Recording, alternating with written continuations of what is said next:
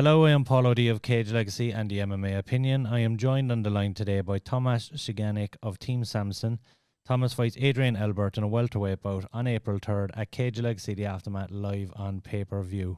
How are you doing today, Tomás? I'm very good. Thank you for questions. I'm very good today. I'm after training. I was doing some moves, in forest. And how are you? I'm very well, thank you very much. I suppose the first question for you is, given everything with COVID and the lockdown, how has the training camp been and how has training been over the last few weeks? Oh yeah. So now is good, but was problem last year. Was problem when it was lockdowns and everything. Was some problems, but now we have open gyms few days in week. Yeah. So then I train in gym, and then some days when it's gym closed, I going to forest. I doing some movements. I like this when I'm alone in forest and do some movements and something like this. So my camp is good. It's going good, and I will be ready for fight like in every fight. Very good. And I just want to get your opinion on the importance of this show for Irish MMA. Obviously, there was nothing really happening in 2020. How important do you think it is for the future of Irish MMA that we have such a big show happening now in April? I think this show is very important for Irish MMA because it's first show. It's first show. Last year wasn't show. A lot of fighters didn't have fights, So I think it's very important because it's first, and it's I think like reset, like reset MMA. So I think it's very important, and I hope after this show will be next shows and we can fight every 2-3 months. I will be happy for this, and I think it's very important because it's first. Very, very good. Tell me a little bit about your background and how you got started in MMA.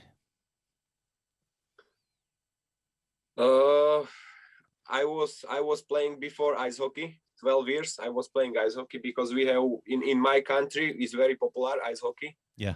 So I started when I was 6 years old. I started playing ice hockey, and I was playing 12 years old. 12 years I was playing ice hockey, and then I was still thinking about MMA. That is good sport. It's only about hard work, And one season I finished one season, and then I was started training just for condition, just for condition. Then I stay in MMA, and I train 4 years to now. I think around 4 years, but I train very hard these 4 years, and I won't take my goal, and this is my way, only this MMA, and that's it. Yeah, of course. And you did mention that 2020 was a very quiet year. It was a quiet year for you. You had no fight, and I think for a lot of the Irish amateurs, there was no fights happening. What were you doing during 2020? Were you sharpening your tools? Were you kind of improving all your skill set, or was it harder to get into the gym? Was very hard this year for fights. I had last fight 2019, and then I didn't have fight last year. But I moved my skills a lot because I was still preparing for fights, and then show was canceled. So I still was preparing, and I think this year was best for me for my skills. I think I moved my skills very, very fast, very fast. I was trained a lot jiu-jitsu, I was trained a lot jiu-jitsu, a lot spars, a lot other things what I didn't do. Yeah. So was for my skills, I think was best year this 2020. Very good. And I believe this is your first time competing at Cage Legacy as well. Are you looking forward to putting on a show for the Cage Legacy fans, a new audience? And does Cage Legacy The Aftermath have that big show feel for you?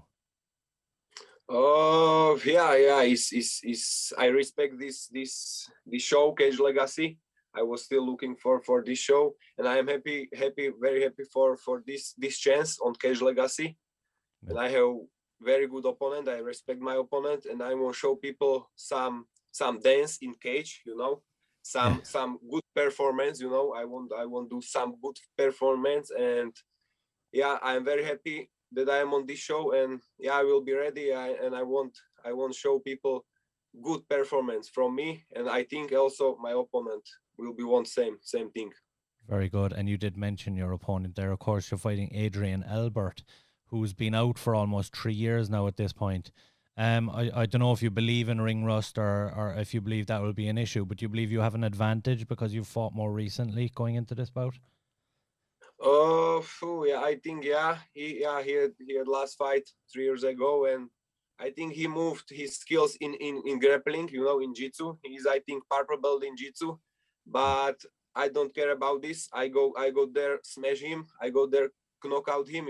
So I have my plan. I want playing my game. So yeah, he's good. I respect him. Big respect for him. But I go there playing my game, and I want knockout. I want fast victory.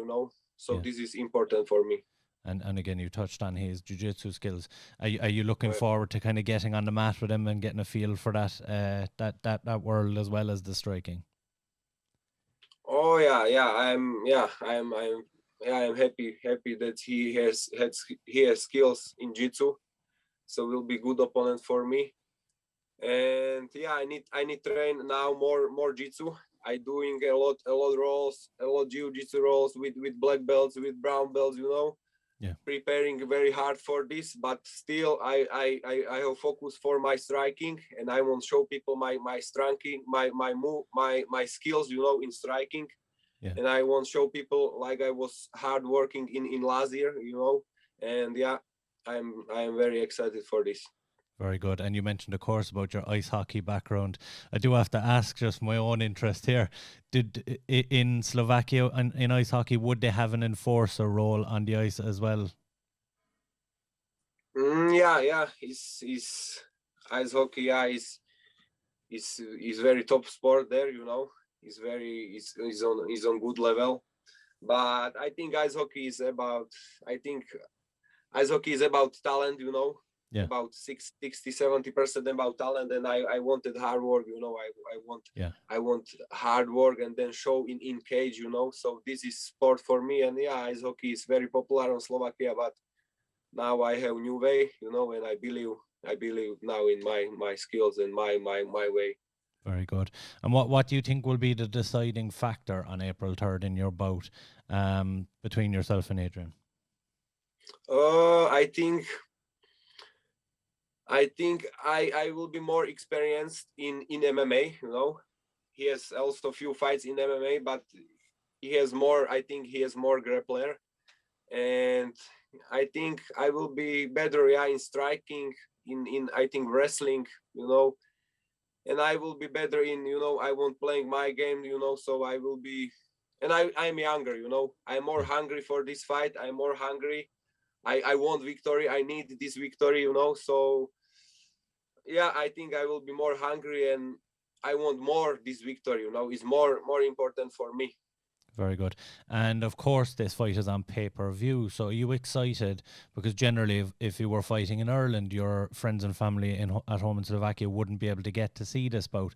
Are you excited that perhaps that your friends and family can buy the link, buy the pay-per-view, and watch this fight as well? Oh yeah, I'm very happy for this for pay-per-view, because it's, yeah, can watching my family, in my hometown, my friends who support me. So and here in Ireland, and so yeah, I'm very happy for this pay-per-view. Very good. I'm very happy, yeah, because a lot more people can watching this, more people can see, me. Yeah. So yeah, I'm, yeah, very happy for this pay-per-view. Will be more in world, Of course, yeah. And we always ask our guests as well to tell us something we don't know about them. So what don't we know about Tomás Ciganik? Who we don't know about me. I like my way. I do just everything for MMA. I have just this, and also I like samurais. Samurai style. I like samurai mentality. Yeah. And also I like cold. I like cold water. I found deeper myself. In cold. I was now in Slovakia 1.5 months, and there was sometimes minus 15 degrees. So there I was enjoying. Cold. I was going to cold water.